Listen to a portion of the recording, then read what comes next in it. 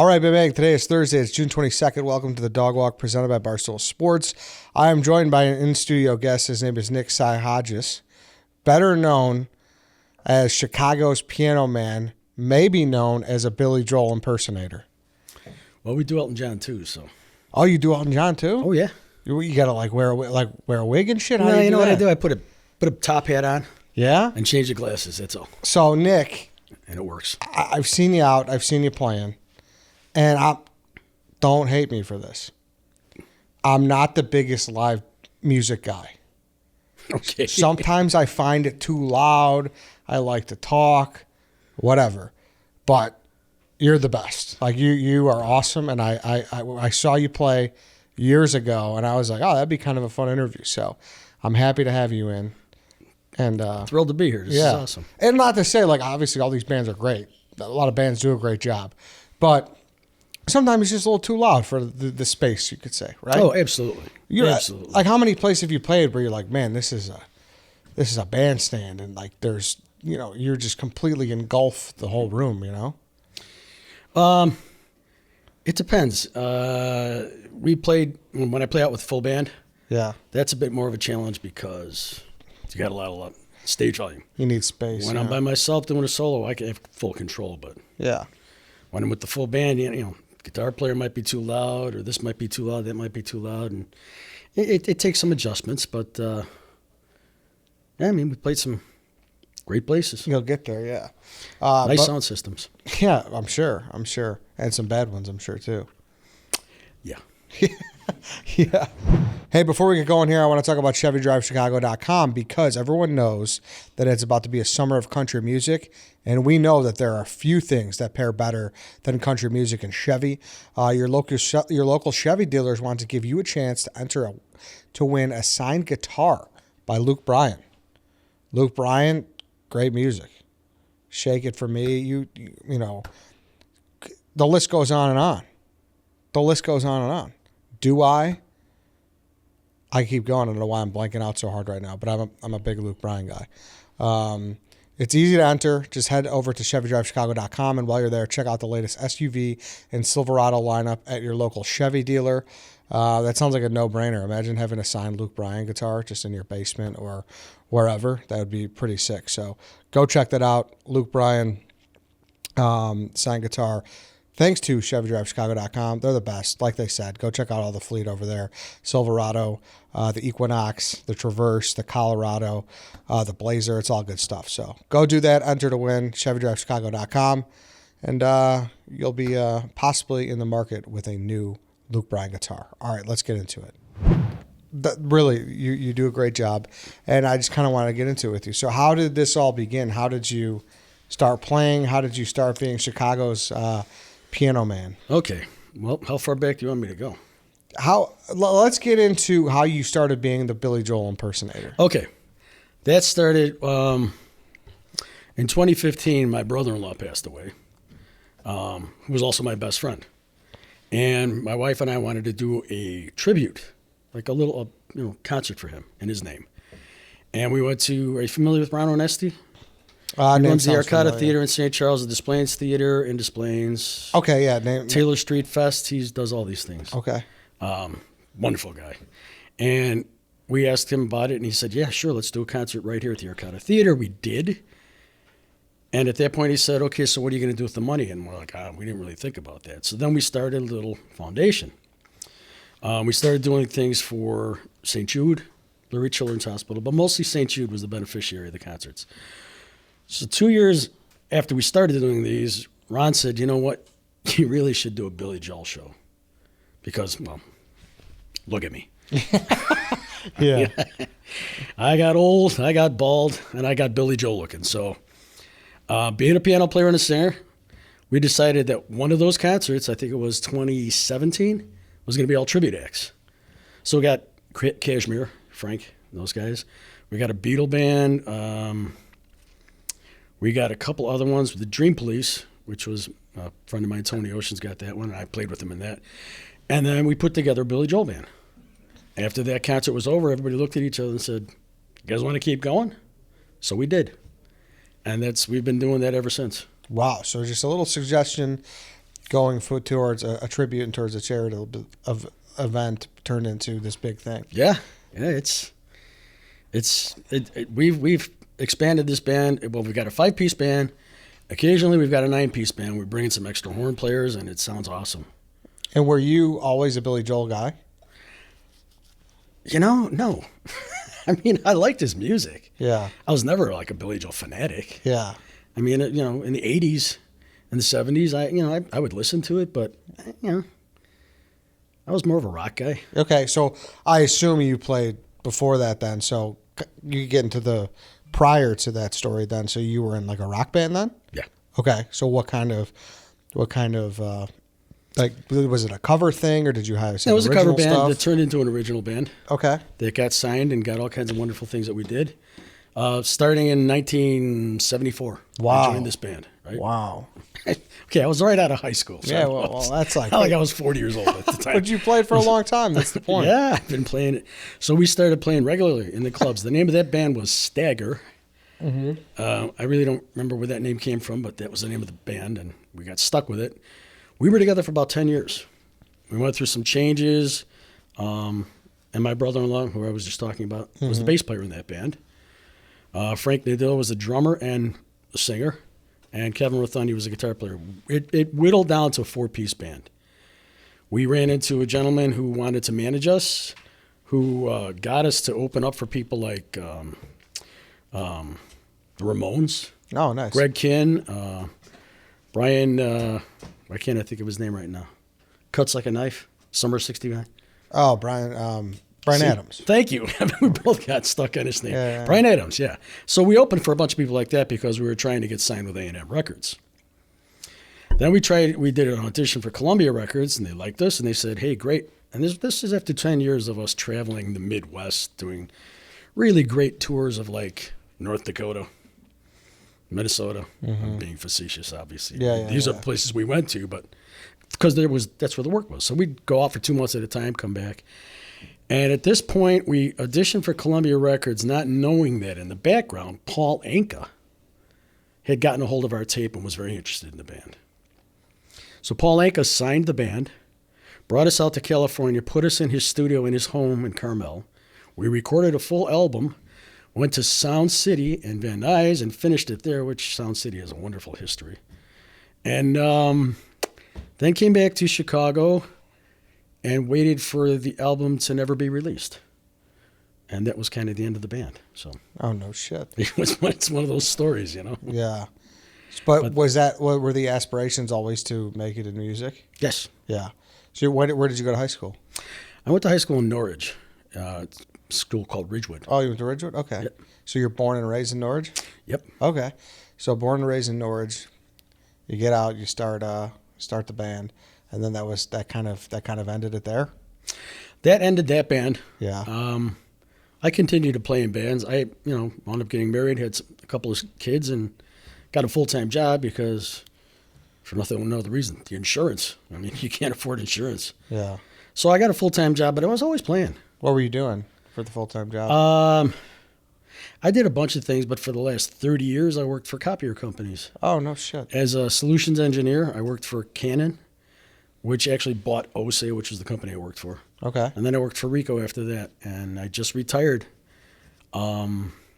this year, April 1st. Oh, so now you're full-time Now I'm just piano in music. man. I'm back to where I started, just being a musician. Yeah. So that's all. That was always the goal, though, right? That's all you solely wanted to do, I assume. Of course. Yeah. Yeah. And then so now you're able to do it. Has it been great? So it's only been a couple months, but. Well, I mean, I've been working every weekend. Yeah. I'm booked every weekend till the end of the year. Yeah. Either with the band or by a solo thing, and some weekdays too. But I'm just trying to just keep it on weekends. Yeah. But yeah, it's great. It's great not having to go to work during the week. Yeah. No, for sure. Is it so? Like you said, you're pretty heavily booked. So things are successful. Things are going well. Yes. Yeah. And was that the case for the other band though, or did it do just as well, or was this new Billy Joel thing that was brought upon you that kind of shot it through the roof? Or Well, it opened up a lot of different avenues. Back with the rock bands, you're limited. You play the rock clubs, And those don't always, sometimes it's a door deal. Sometimes you're working different deals back then. Mm-hmm. Now it's just like, it's more of a steady gig. It's good money. Yeah. Hey, let's take one more quick break here because I want to talk about Jack Daniel's Tennessee Whiskey, the official whiskey of the NASCAR Chicago Street Race, a 2-day racing and musical festival in the heart of Chicago. The first ever NASCAR street race will be held on a street circuit through downtown Chicago and on the shore of Lake Michigan. It is on July 1st and 2nd, and every drop around the world of Jack Daniel's Tennessee Whiskey comes from Lynchburg, Tennessee. There are a lot of ways to make whiskey, but there's only one way to make Jack Daniel's. Jack could have been like any other whiskey. Instead, they made a charcoal mellow with every drop, and they put it through 10 feet of hard sugar maple charcoal, which is, sounds like a nice formula for asking me. They use water from Cave Spring Hollow in Lynchburg, Tennessee as well. So make it count. Jack Daniel's, please drink responsibly. Tennessee whiskey, 40% alcohol by volume. Jack Daniel's Distillery, Lynchburg, Tennessee. Jack Daniel's and Old No. 7 are registered trademarks. 2023 Jack Daniel's, all rights are reserved. But make sure you enter now for your chance to win a pair of tickets to the Jack Daniel's Balboa Club at the NASCAR Chicago Street Race now through June 26th. Text Jack Race. That's Jack Race to 68405 or visit jackdaniels.com/shy-race to enter for the official rules.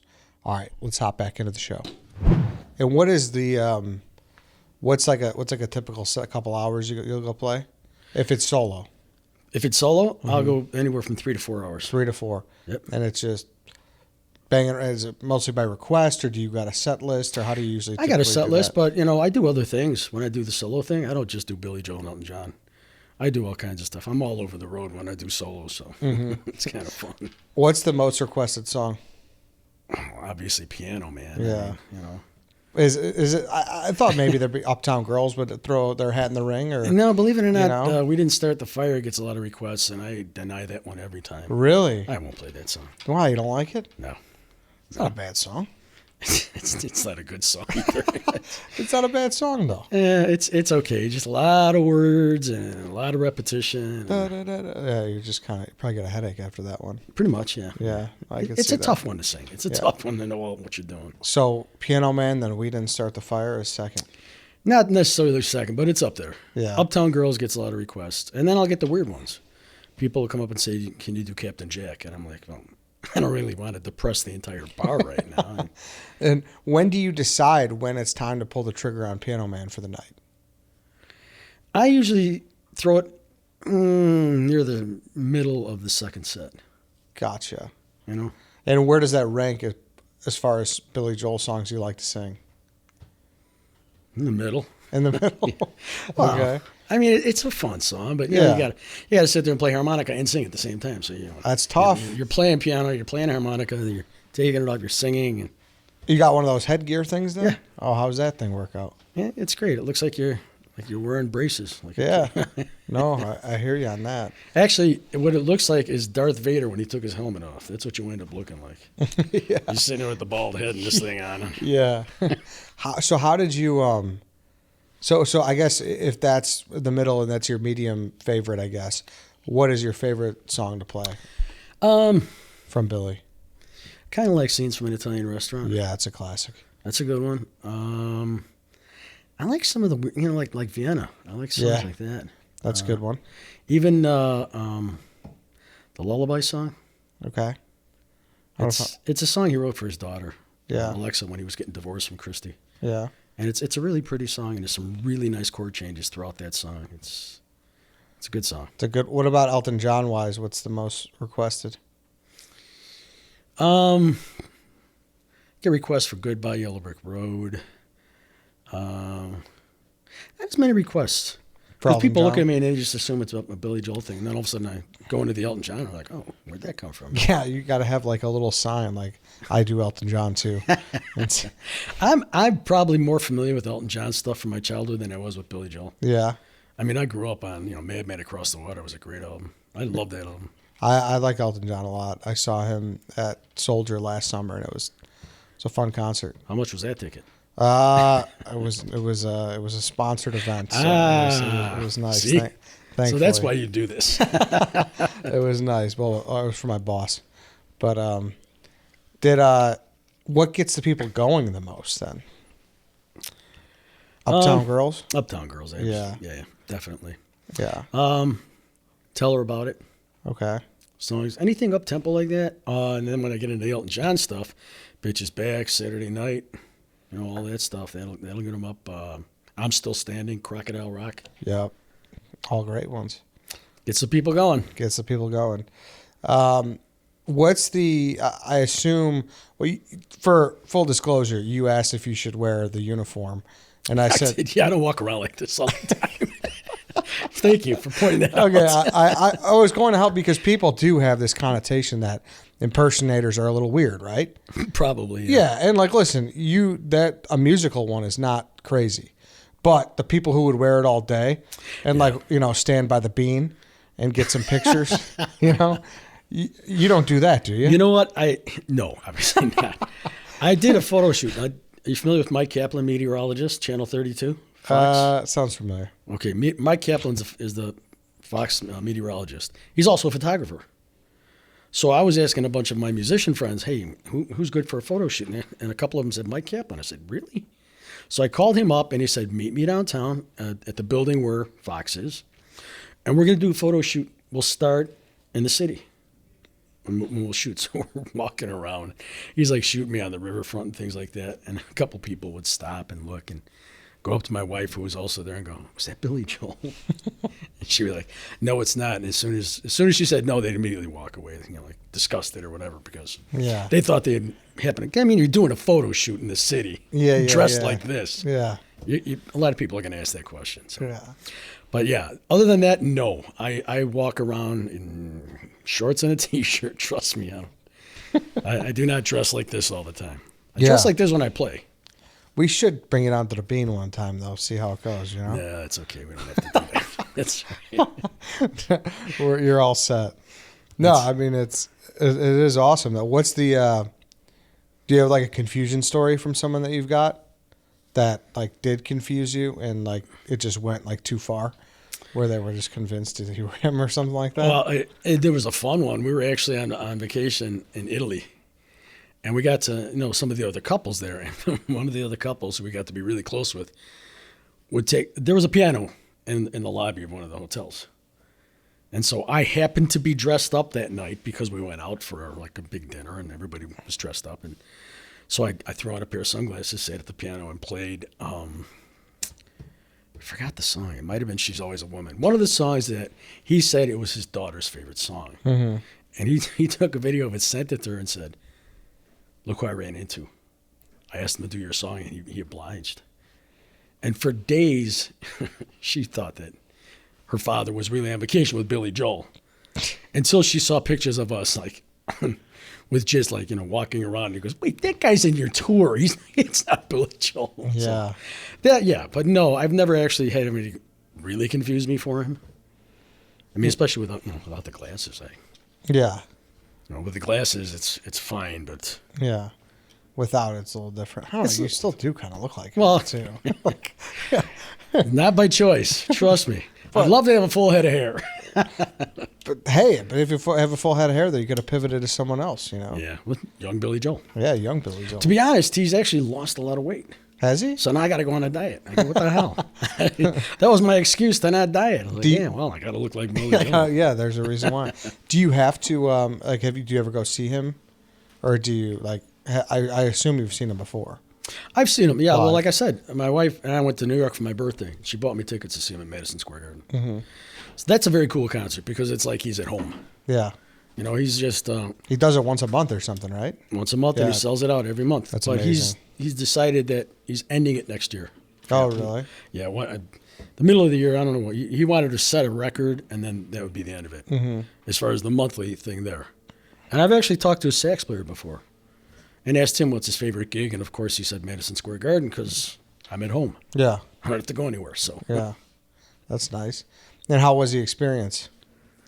It was different. Yeah. Because he was almost too comfortable. Really? Yeah. Like I said, it's like he's in his living room. Yeah. He's just hanging out. And it happened to be when the Yankees, I think, were playing Houston. It was in the And he was doing For the Longest Time.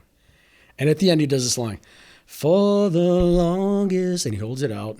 And right then and there, a guy came up from behind the stage and whispered in his ear. And he just goes, shit. And he goes, I'll tell you in a minute. And then they finish the song, time, and they hit the chord. And he goes, yeah, Houston just scored. So the guy kept coming out and whispering, telling him the score while he's playing the concert. Really? That's so bizarre. That is bizarre. That's kind of funny. That's why I said it's like he's in his living room. Yeah. It was weird. That was his spot. Man, and do you is there a certain thing, are you studying him when he's up there? Or it doesn't get that deep? No, I more or less listen to the way he sings things. Yeah. With the New York accent, where they put R's on the end of an A, like idear. Yeah. Things like that. Idear, yeah. Brenda and Eddie. Yeah. Things like that. Yeah. No, okay. So you're looking for stuff like that. Yeah, and it's just, you get stuck in that and you just sing it that way. Yeah. Okay. You're almost impersonating him, right? Basically, yeah. Yeah. I mean, that's what people come to see. Yeah.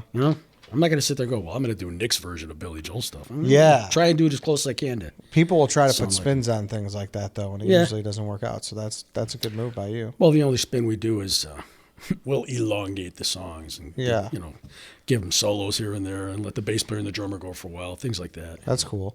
Yeah, because I've never seen you do the full band. Would you recommend that? Is it? Absolutely. Yeah. I mean, they're only because they're phenomenal musicians. Yeah, They're all. We're playing. Actually, we're playing at Old Republic Friday. No, next week. A week from Friday. Next week? That's in Elgin. But we're also doing Taste of Melrose. Oh, okay. On Saturday night. We're the closing band on Saturday night. It's a good fest. We're playing for 2 hours, and we're bringing the whole 9-piece. So that's the show you want to go see. Okay, that's a great fest. Yeah, that's a real good fest. So Melrose 8 o'clock Park to 10 Fest. o'clock on the Saturday night, Taste of Melrose, full 9-piece. We're talking 2 trumpets, 2 saxes, and a trombone. Big sound. Mm-hmm. Real good band. And have you ever met Billy? I've never met him. No. I've only met his sax player. That's as close as I got. Yeah. Well, with any conversation there? Is he aware of you at all? Or Not really. I mean, No. at the time that I met him, it was before I started doing this. Oh, okay. Because he's also Ringo Starr's music director for the All-Star Band. Oh, no shit. So he was at a Beatle Fest one year. Okay. And I'm a huge Beatle fan, so I would go to the fest once in a while. And he happened to be there this year. Yeah. So we were just having a drink in the lobby, and he happened to sit down next to us. So just started talking to him. Real nice guy. Do you do Beatles at all? I do, yeah. Yeah. When I do my solo stuff, I'll throw some Beatles in. Do some Beatles? I love Absolutely. That it all fits into the same Yeah. You like that. If there's a playlist, Spotify playlist, that would all be kind of mixed and matched. Billy Joel's a huge fan of the Beatles too. So yeah, you could tell in some of his writing.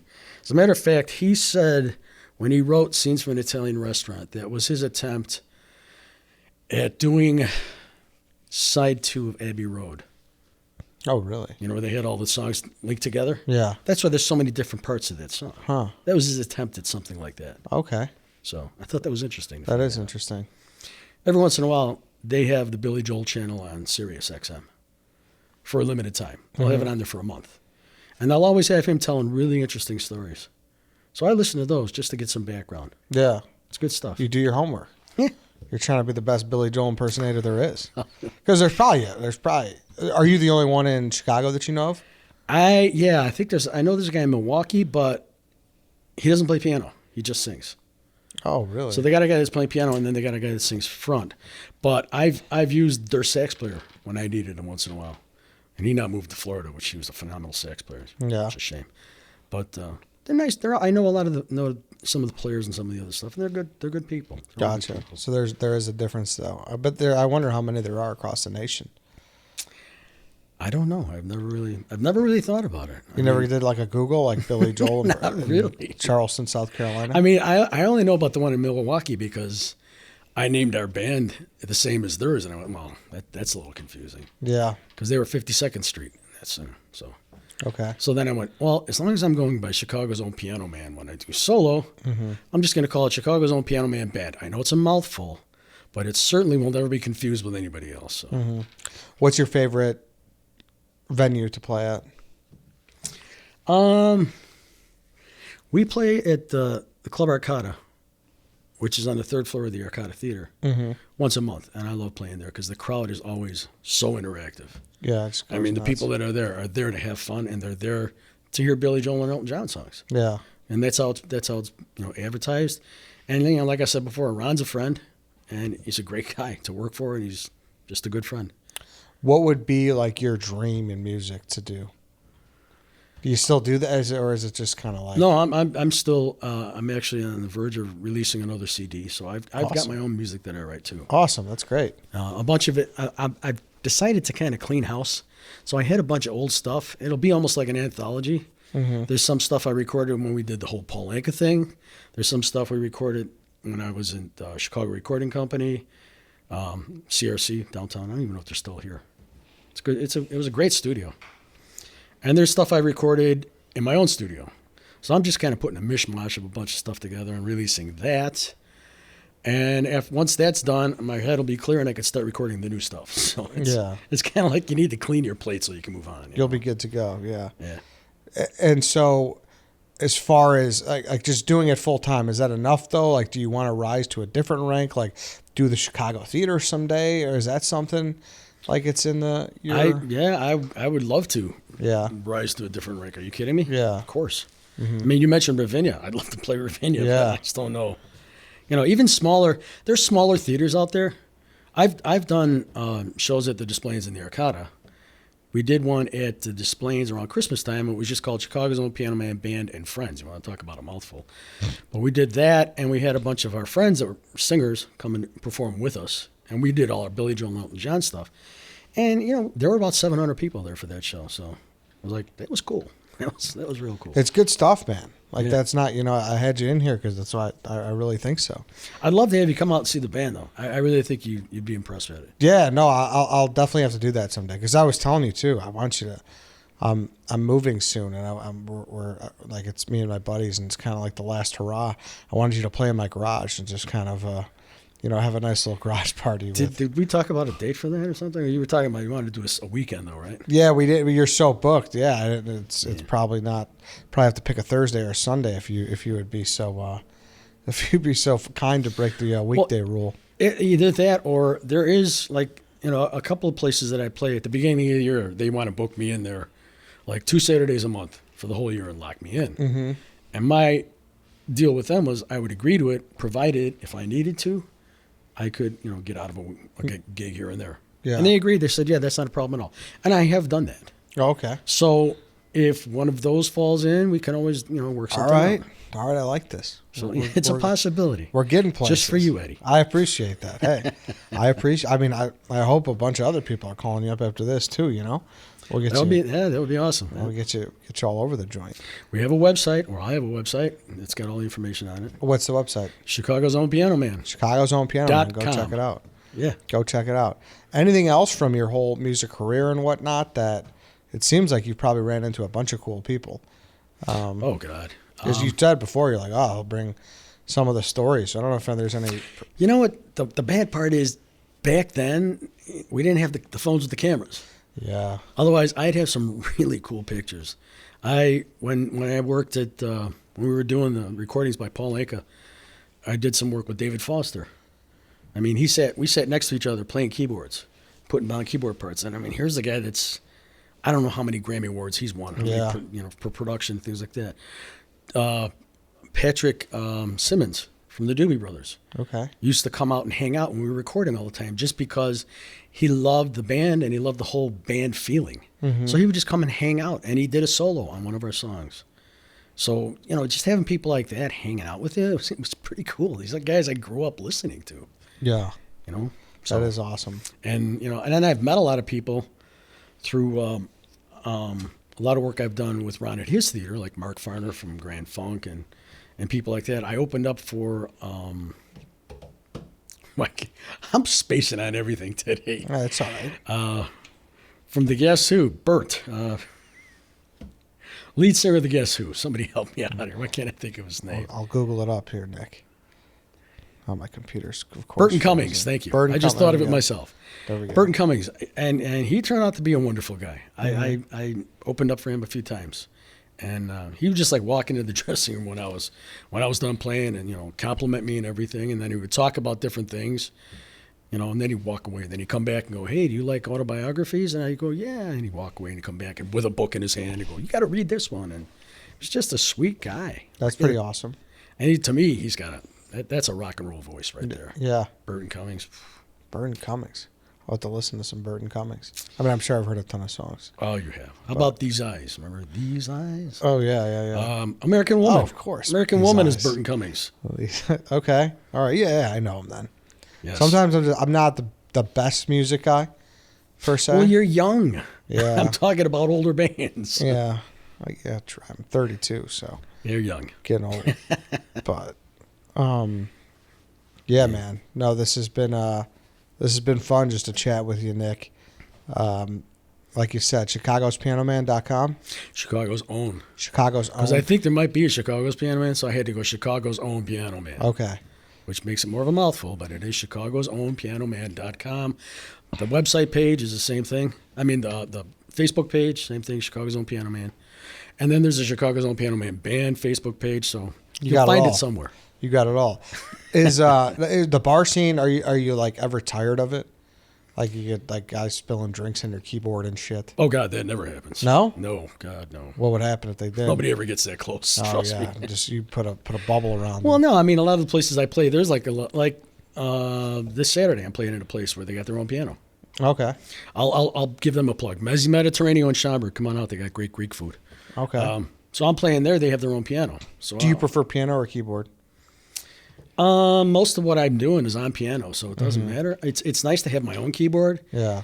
That's a synth because I could be playing piano and then all of a sudden just kick a pedal that's going to bring in some strings behind it, and It's a little bit better. more to work with. How about the harmonica aspect though? Is that just a pain in the ass? Like I only use it for one song. Yeah. But yeah, it is. Because it's like right here, and then you go to sing, and you're trying to sing above it, and then you go back to play, and then you're trying to sing above it. No, I hear you. It's a pain. Yeah, for sure. Well, Nick, thanks, man. Anything else we didn't get to that we want to say before we sign off here? I'm sure there is, but I won't remember it. All right, then, Nick. I appreciate you hopping on. Go check him out. Thank he you. gave you the website. This place is awesome, by the way. Yeah, it's nice. Thank you. They did a good job, and you're great. I can't wait to see you again soon. So, Yep, looking forward to you coming out. yeah, I'll be out there somewhere. But all right, everybody, thank you for listening. Thank you for watching. That's it for today. We'll be back on Monday. We will see you then.